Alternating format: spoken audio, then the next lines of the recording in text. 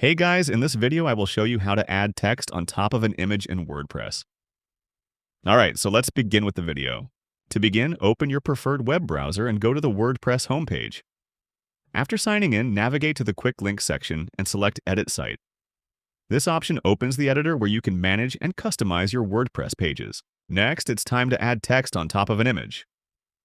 In the editor, look at the upper left corner and click the plus icon. After clicking it, a search bar or list of blocks will appear. Type cover into the search bar and select the block labeled cover. This block is specifically designed to support both an image and an overlaid text element. After adding the cover block, you will be prompted to upload an image. Choose a file from your computer or connected storage and insert the image into the block. Once the image appears, you can add text directly on top of it. Simply type your desired text, then adjust its size, position, and color if needed to ensure it stands out clearly against the background. And that's it. So that is how you can add text on top of an image in WordPress. So that's all for this video. Thanks.